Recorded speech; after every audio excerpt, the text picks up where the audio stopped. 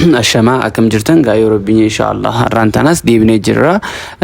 Dr. Muhammad exam preparation inga barattoota narsiitiif gaafii qopheessee jira gaafiilee kana hanga takka TikTok jala harkattan khanammoo YouTube jala guututti harkattan jechuudha kanatti ansuudhaan gaafiin dura maal jaa the nurse is teaching an adult patient how to administer antibiotic ear drop instruction should include which of the following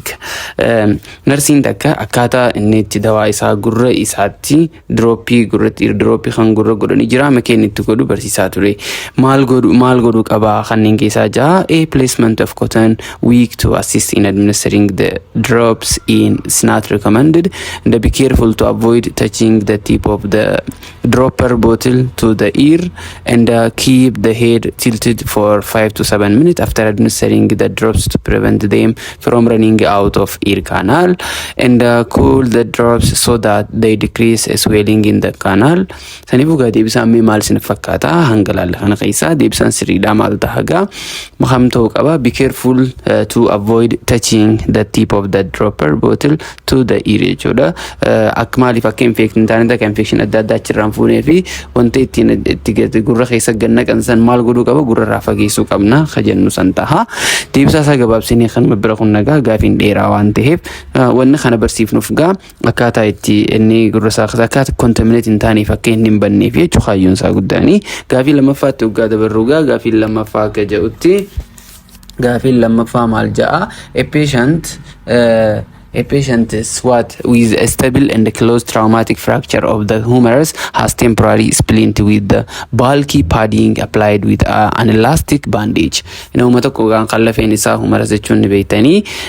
harka gama gubbaa kan jechuudha harki isaa lafeen tuni kan cabee tokko elastic bandage irra godhamee irratti wanti bulky padding ta'e tokko apply ta'ee jira and the nurse suspect compartment syndrome when the patient experiences jechuun fracture kana booda compartment syndrome akka develop godhe shakkii nursing kanaafuu maaliini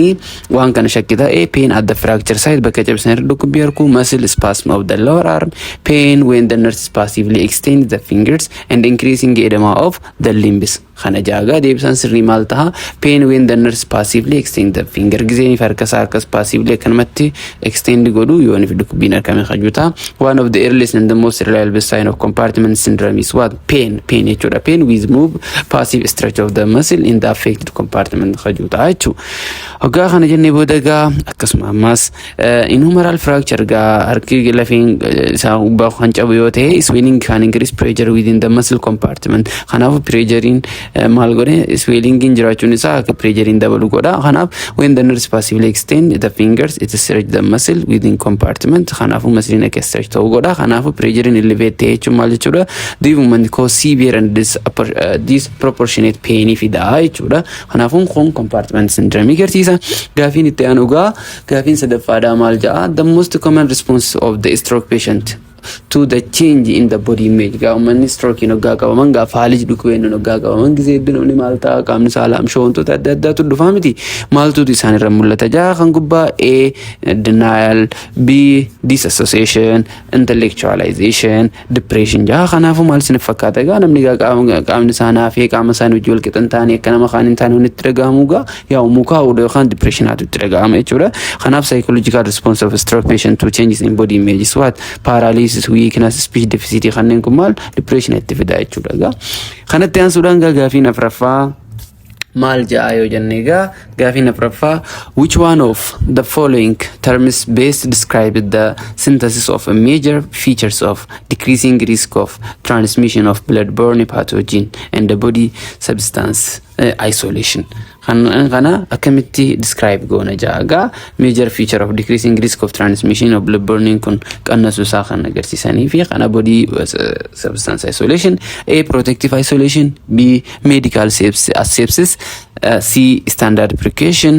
D universal precaution jam hanafuga standard waan ta'e takka precaution godhuudhaani khannin kana ifirra transmission asati keesu dandeenya juga ni beektan fakkeenya bookeen busaana maqabe tokko maal godhata ga mana keessa beedneeti godhata khannin kun standard precaution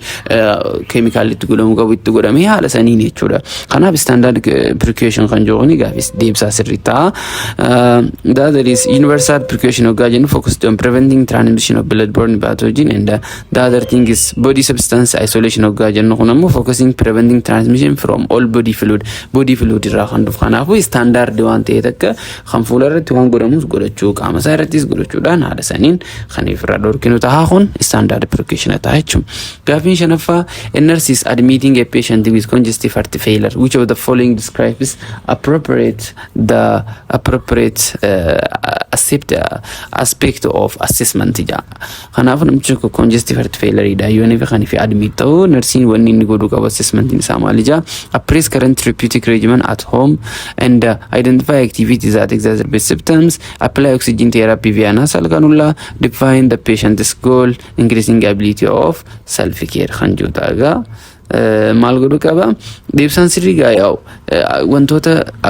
identify asirra deebsaa lama faa ta'uu danda'a maaliif takkaffaa irratti wanta waan kana ittisa akka dhukkubni kun itti hammaatu isa godhee addaan baafachuu danda'u qaba. Inni biraa ammoo appraising current therapeutic regimen at home hajuu kana ta'uu qaba jechuudha. Kanaafuu wanta kana haala kanaan deebisuu dandeenya jechuudha. Gaafiin shanan arraan tanaa kana fakkaata. Gaafii takka akkana TikTok irra jala isin kaayate kanaaf ammoo YouTube jala argattanii galatoomaadha. Follow godhaa, subscribe godhaa, copy link, share waliif godhaa galatoomaa.